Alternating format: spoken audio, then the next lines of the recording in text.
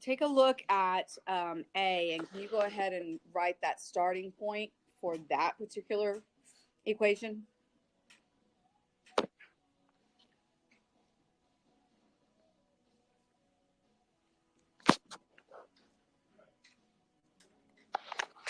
So hopefully everybody got -6, -4. Okay, so as we describe these types of things, I want to just remind you we do them in a certain kind of order. So this one, if we started inside, we would say it went left 6. And then this 2 right here on the outside would be the next thing. We have to do that before we talk about the up and down. So we would just put it's a vertical stretch by 2. And then the last thing we have is a down 4. Yes? What were you saying when you were like, you can say vertical dilation instead of vertical stretch? Dilation could be a stretch or a compression. So if we write that on the test, yeah. I mean, if you see dilation, that's fine. I'm going to expect you to know if it's a stretch or a compression. So now, can you go ahead and write the starting point for B and C? And I encourage you pay attention because otherwise you're going to make a little mistake.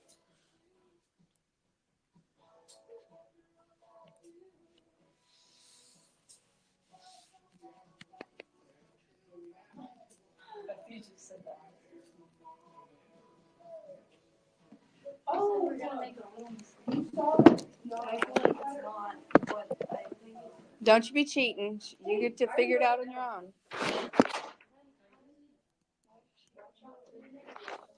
Okay, so when you look at the equation over here, you're going to notice that that B is not supposed to be distributed. And so when you look at this piece right here, you see how the B is being multiplied by the X, and it's multiplied to create the 6. So the B value is not 2 at this point, and there's not a left 6. You have to factor out. Now the B value is 2. And then it would be X plus 3. So can you adjust your starting point? And then once you've done that, just double check to make sure C is okay.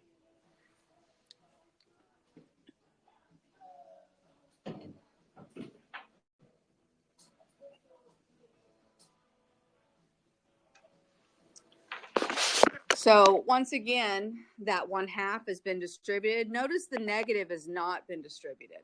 Okay, so I'm going to have to factor out that 1/2. When I do, what do I get? X what? Minus what? I don't think so. What happens when you take 3 and divide by 1/2? Keep, change, flip. Dividing by 1/2 is the same thing as multiplying by 2. And then you can also look at it and see how if you distributed it, it would be 3 if you put the 1/2 back in. So our starting point for this one is going to be positive 6, 7. This one up here would be -3, -4. And keep in mind, our starting point's just HK, like we've been doing this whole time.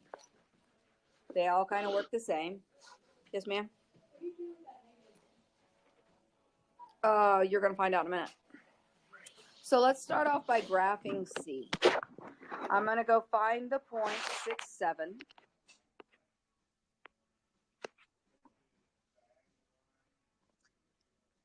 And then our counting pattern is 1, 1, 4, 2, 9, 3, right? However, this one has a negative on the inside. That means that negative is impacting our graph horizontally. If a negative on the outside reflects the graph over the x-axis, what do you think a negative on the inside does? Over the y-axis. So this graph is actually going to go this way. Okay? Don't write that because we're going to figure out the actual points. Now, the other thing is we have this 1/2. Okay? So is this going to be a horizontal compression or stretch? You would think that. But insiders lie. So it's going to be a stretch by, anybody have any ideas? 2. If when we're adding and subtracting, we always do the opposite, well, here it's like multiplying and dividing. You're going to do the opposite, or just think of it as the reciprocal. So we're actually going to stretch this thing horizontally by 2. So instead of going 1 to the left, we're going to go 2, and then it would be 2, 1 instead of 1, 1. Instead of going 4, we'll go 8, and that'll be 8, 2. Notice my y values aren't changing, correct? And then last, it would be 9, 3, which would give us 18, 3, but I think that's off our grid. Now, one thing I do want to remind you is what these things look like, because I got some people coming in and they're bringing in stuff like this one. Somebody might have, if they only did 2 points, we're drawing them a little odd, like they might have drawn it this way. Well, that's a quadratic, right? So when you think about these are going left to right. They go like this. They go like this. They go like that. They go like that. They don't go like this or this, okay? They're not up and down. They're left and right. So as you graph these, make sure that, you're getting that type of curve on it. Let's go ahead and we'll graph B as well. When that negative B value, does that change the domain of our graph? It does. So if the B value is negative, it'll change the domain. What about the A value? If the A value is negative, it changes the range. Okay, so I'm going to do B in this purple color. I'm going to go plot -3, -4.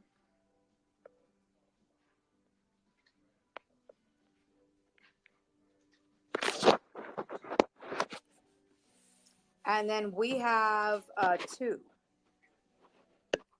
So you'd think 2, it's going to get bigger.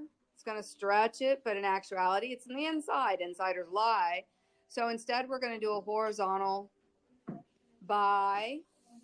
That means we're going to take all those x values and cut them in half. So as we do our counting pattern, 1, 1. I'm not going to do half of 1. I'm going to go into 4. So 4, 2 is going to become 2, 2. 9, 3. Nope, not going to mess with it. What about 16, 4? 8, 4.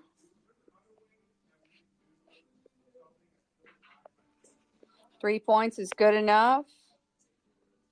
Remember, it is a curve. Sometimes y'all are coming in and they look a little straight. That would make it linear.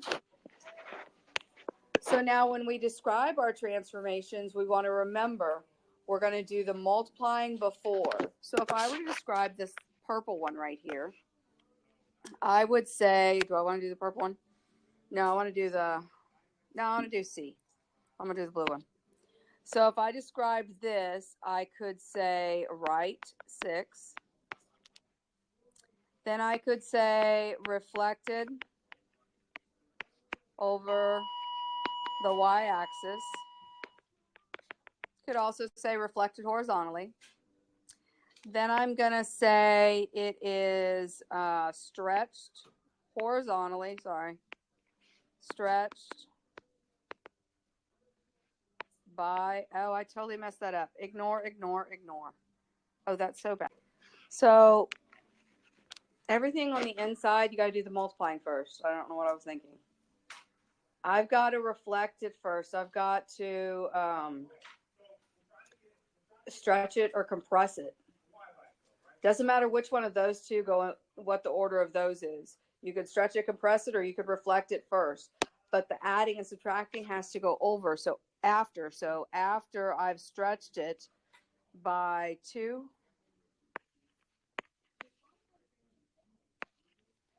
then I can do right 6. And last, I can say up 7. Now, if I had a vertical stretch or compression before I said up 7, I'd have to put that vertical in there. We okay with that? So if you struggle with it, I would tell you do all your multiplying first, then do your adding and subtracting. Oh, you know what? Multiplying and reflections.